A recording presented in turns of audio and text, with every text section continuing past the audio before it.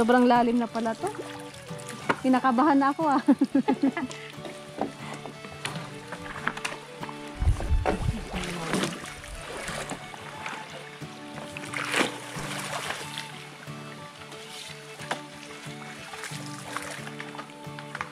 Ayun mga kabukids. So nandito kami ngayon guys sa isang area namin kung saan tumira kami noong mga bata pa kami. So yan. Meron kasi ditong puno ng Chinese mango dati na malaki na lagi namumunga tuwing ganitong panahon. Kaya napagtripa namin tatlo na bisitahin. Titignan namin ngayon kung may bunga yung mangga na ito. So kasama ko, ayun, si Tita B, tinatali pa niya yung kabilang dulo ng balsa. Tapos si Jinky. Ako naman si Joe mga kabukids. Yung iba natin kasama, hindi na natin sinama. Katulad ni Mama B dahil nga yung balsa kasi namin luma. Baka delikado. Baka hindi na kami kayanin, mabigat pa naman si Mama B. Ayan. Maliliit pa yung bunga. Maliliit pa yung bunga.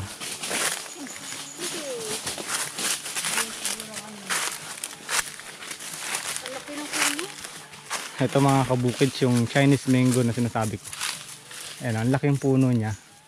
So noon pa yan, nung nakatira pa kami dito kami nakatira sa may ilalim ng puno na to. Nung bata pa kami, namumunga na yan. Kaya ngayon binabalik-balikan lang namin paminsan-minsan. Kaso yung bunga niya, Mura pa. Mura pa siya. Late na pala siya. Late siya ngayon, no? Ito ang nag-iisang Chinese mango. Laki nitong puno na to. Ay, dito malalaki. Pero dito sa part nito, may ito. Saan? Ito malalaki eh. Dyan ako banda pupunta. So pitas tayo ng konti. Tikman natin kung matamis na. Ang laki. Ang laki nitong puno na to mga kabukids. Na to, siguro 100 years old na to, no? Yung edad niya. Halos ganito na to kalaki nung nandito kami talaga. Ilang taon na lumipas. Mga higit na 100 to. Kasi ako 60 na eh. Nakoreo pa nga. Natitira ng nakaraan.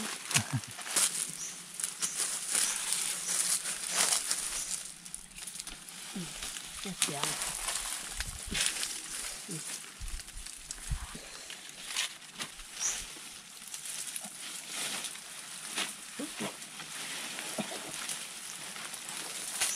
Malaga. Hawak ka. Oh.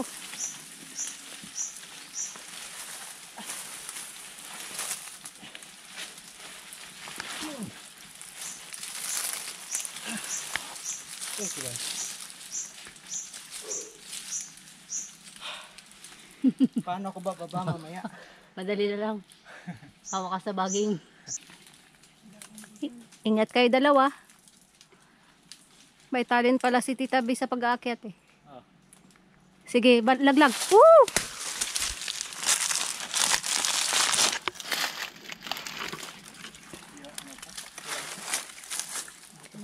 Maliba na to. Okay.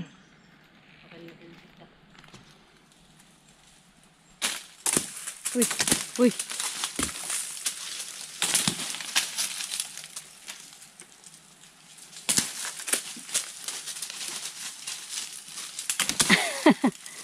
Hindi ko masalo.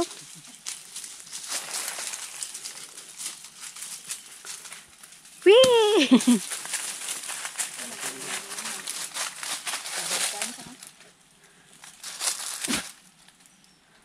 Ay, nalaglag ka. Gulat pa ako kay Tita B.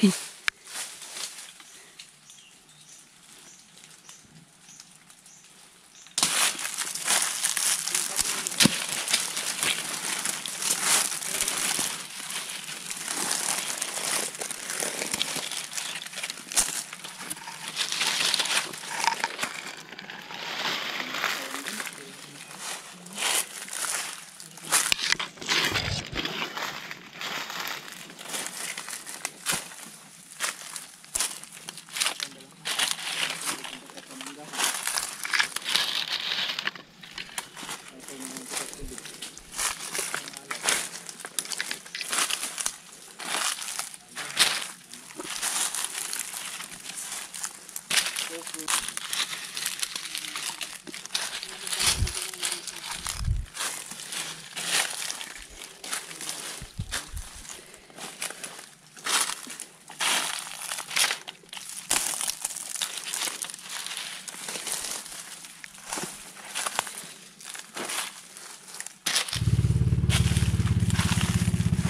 mga kabukids, hindi pa pala ano, maniba. Ano, medyo siguro na pa yan, 2 linggo o 1 linggo mahigit. So babalik na lang tayo dito kapag ano na sila, pahinog. Ang dami sana doon sa taas eh. Oh. May dalang sako si Jinky. Ini-expect ko kasi makaka-1 sako tayo eh. Magmumukbang.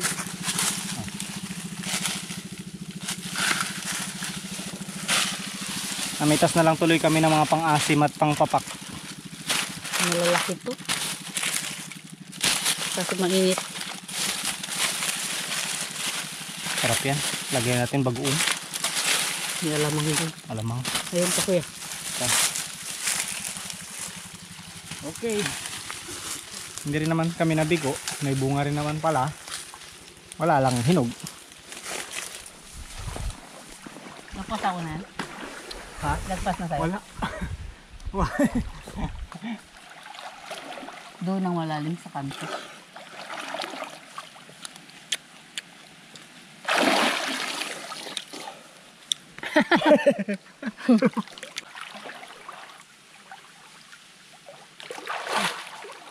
Dati dito kami naglalangoy-langoy dati nung maliit pa kami.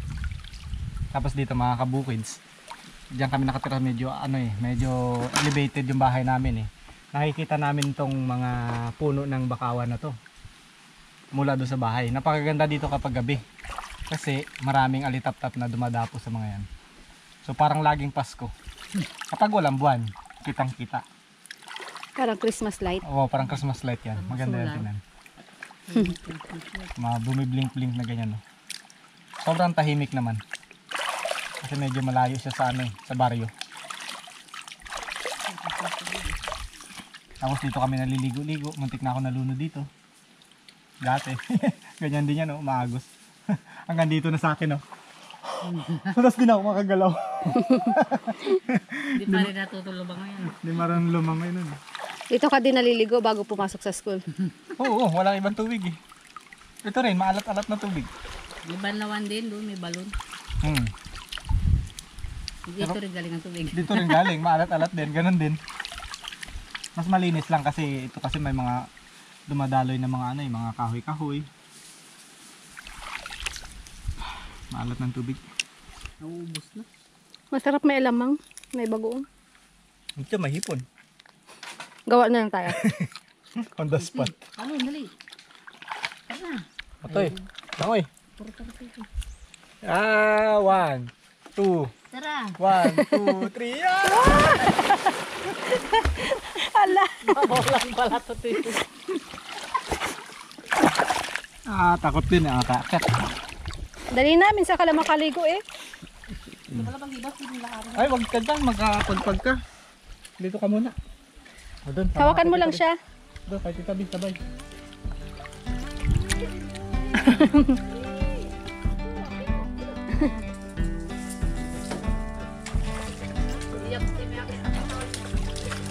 Ayaw mo na umuwi ah. Nag-enjoy ka na masyado ah.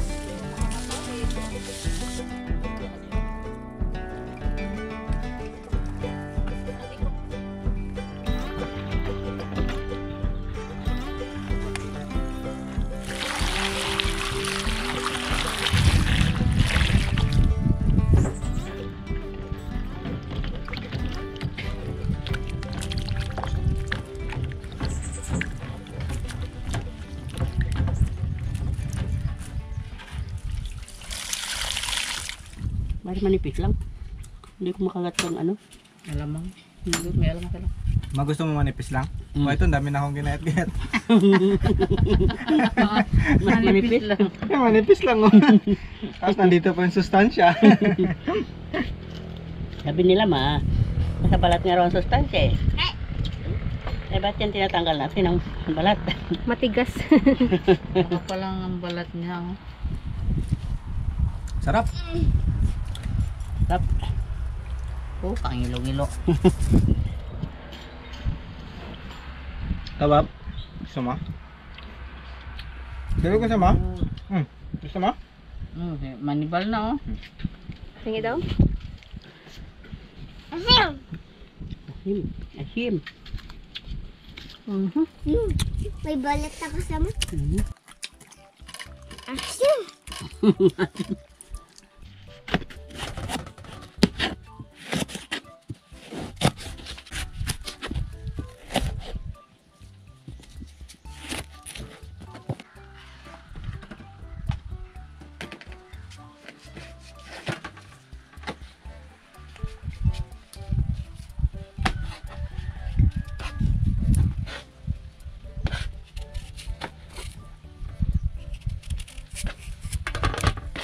Yun mga kabukids, dahil guys hindi pa hinog tong ating mga mangga na nakuha kahapon, gagamitin na lang natin siyang pangsigang sa ating isda.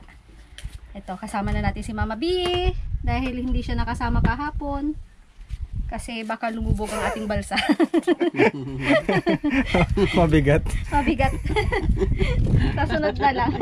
Hindi, dapat pala sumama ako, no? Nagpahila na lang. Bol, lakas ng agos kagahapon. Lakas ng agos, Pahibas eh. Sung-sung kami. Pero nang pauwi, ano na? Okay na. Mabilis na. Muntik na nga naiwanan si Toy Toy. Si Toy Toy, kung ano-anong hinahabol doon, muntik ka na naiwan. Sama pa rin siya?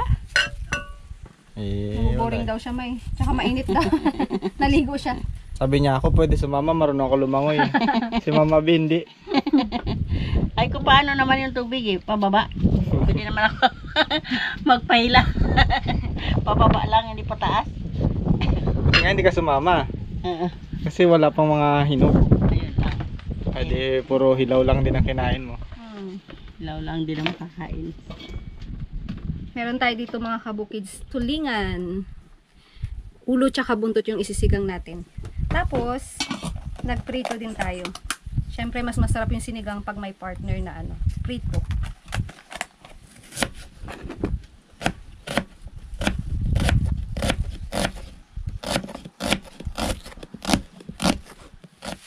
Malambot ka. Pili lang tayo ng ano. Ayos ang kangkungan niya. Malambot pa siya oh. Tama to sa pangsigang. Ayan mga kabukids. Magpitas pa tayo ng kakong para pangsigang natin. Sabor yan sa sinigang. Kaya mo pa? Ako na maghawak. Malambot to.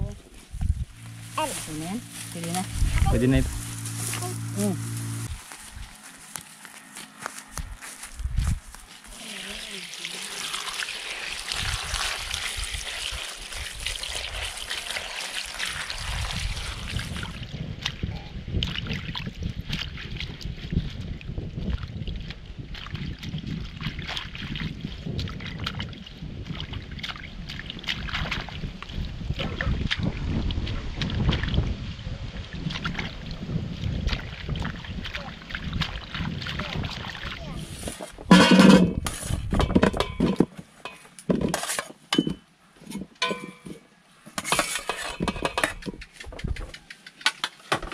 Yan guys, magtalang na tayo ng ating mangga para sa ating sinigang. Pakuluan muna natin ito.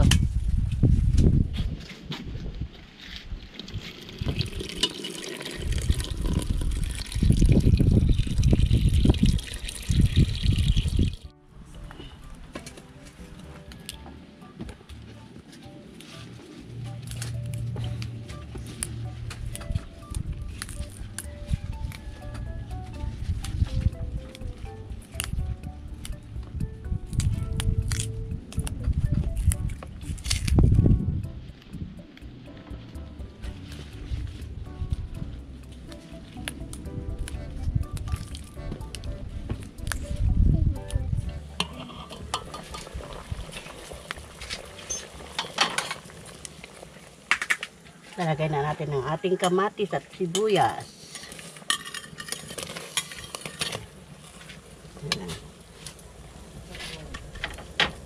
lalagay na natin ang ating isda. Yan. Lagay na rin natin ang ating sili. Yan.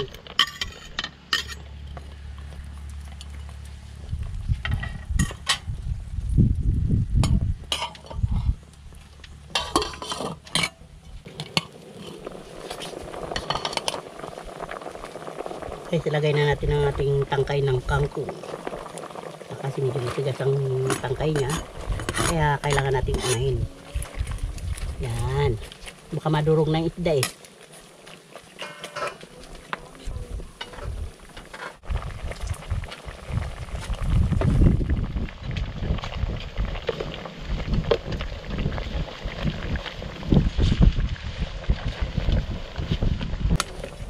Yan, mga pailalim din yan.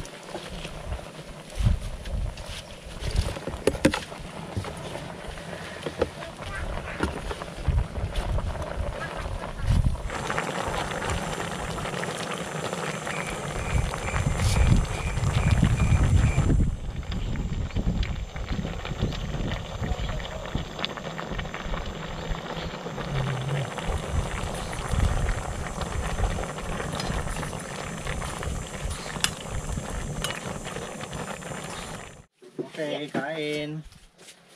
Kain po mga kabukids. Ayan, luto na yung ating ulam. Masok ka. Okay, tama na.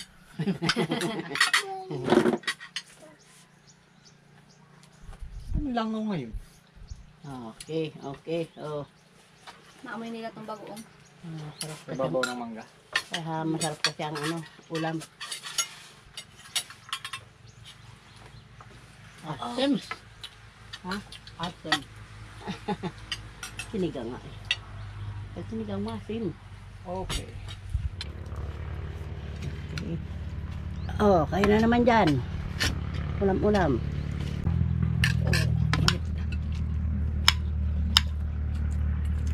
Shuk, langaw.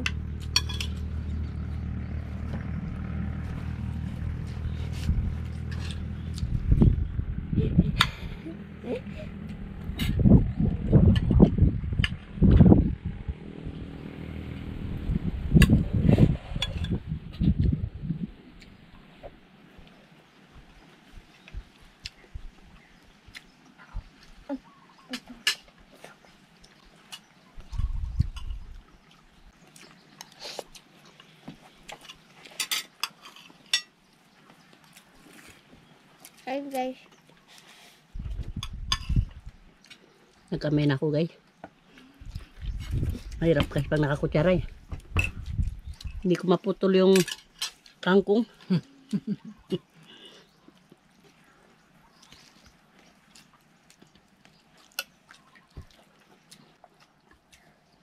Ulo ng tulingan. Masarap yan sipsipin eh. Ah, Kain po ulit mga kabukids. Ay, by the way po, happy birthday po pala kay Ma'am Rita Hamilton Hello. from Florida, USA. Happy birthday ngayong May 3rd. May 3. ingat po. Happy birthday and good health and God bless. And congratulations. Happy birthday. Ingat po kayo dyan. Mainit yata sa Florida rin. Diba sa Florida na yun? Ewan lang, di pa ako nakarating. Kaya mo bukas. Comment nyo na lang po kung mainit siya. Kumain. Oo nga, sobrang init mga kabukids. Comment nyo guys kung anong degree sa inyo ngayon. Grabe na. Kaya comment nyo yung degree. Saka mainit yata Cagayan. Dagupan, kahapon nakita ko.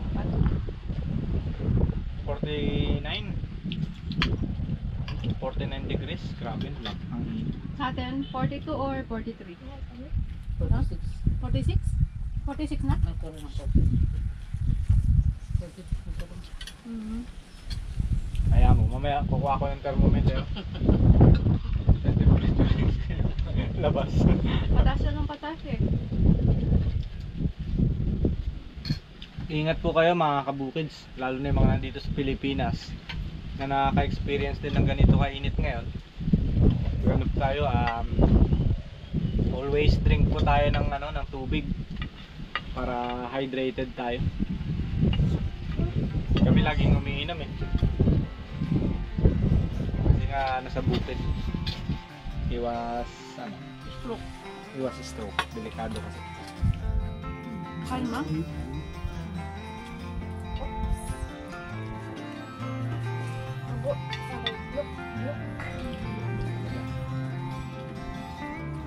Talaga.